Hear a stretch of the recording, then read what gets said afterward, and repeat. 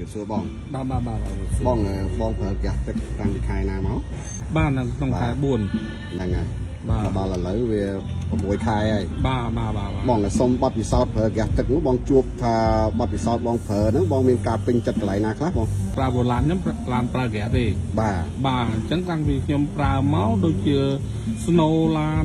ដែលធ្វើឲ្យខ្ញុំស្ងាត់ការជន់នេះដូចជាមិនប្រឹងគឺវាមានអារម្មណ៍ថាវាស្ទុះហ្មង អញ្ចឹង បាទដោយឡែកពេលខ្លះខ្ញុំប្រើសាំងខ្ញុំចង់ខ្ញុំបិទហ្គាសខ្ញុំប្រើតែសាំងទៅទេវាដូចជាកាត់បន្ថយបានច្រើនភាគរយបាទវាកាត់បន្ថយការស៊ីសាំងធម្មតាឡានយើងវា300វា6ម៉ាស៊ីនបាទ100គីឡូវាស៊ីខ្ទង់ជា5 10លីត្រឬ6 10លីត្រអីហើយតែ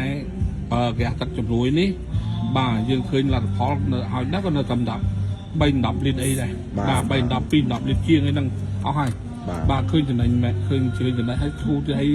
សរសើរសុំសរសើរថាឡានវារត់ស្ទុះឲ្យដល់យើងអត់បាច់ប្រឹងណា បាទ បាទវាល្អមែនឃើញល្អមែនគូចាប់អារម្មណ៍មែនចាប់អារម្មណ៍ ចុះពាក់ព័ន្ធនឹងកម្ដៅម៉ាស៊ីនបងដូចថាឡានបងប្រើហ្គាសមិនអញ្ចឹងហ៎ បាទ បន្ទាប់ពីយើងដាក់ហ្គាសទឹកទៅវាជួយបន្ថយកម្ដៅម៉ាស៊ីននេះ វាជួយបន្ថយបាទវាជួយបន្ថយកម្ដៅ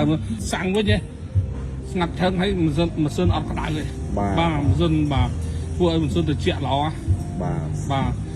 ហើយតាមខ្ញុំគិតថាព្រោះតែការធ្វើឲ្យម៉ាស៊ីនត្រជាក់ហ្នឹងបានវាកាត់បន្ថយអាការស៊ីសាំងកាត់បន្ថយអាការស៊ីហ្គាសហ្នឹងហើយធ្វើឲ្យឡានស្ទុះព្រោះស្ងាត់ថឹងហ្មងស្ងាត់គួរចាប់អារម្មណ៍ហ្មងនេះអ្នកចិត្តផ្ទះខ្ញុំម្នាក់គាត់ប្រើលឹកស៊ី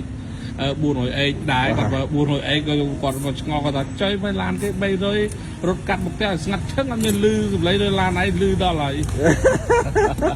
ថ្ងៃនេះបងមកទទួលការថែទាំបង 6 ខែហើយ បាទថ្ងៃនេះខ្ញុំមកទទួលការថែទាំបាទដោយ អត់មានគិតជាថ្លៃសេវាអីទេណា បាទ បង ហ្នឹងហើយបងមានតែថ្លៃសេវាទេបាទជួយមើលថែឲ្យបាទលាងឡើងមកស្អាតឲ្យវិញ បាទអរគុណច្រើនបង បាទអរគុណ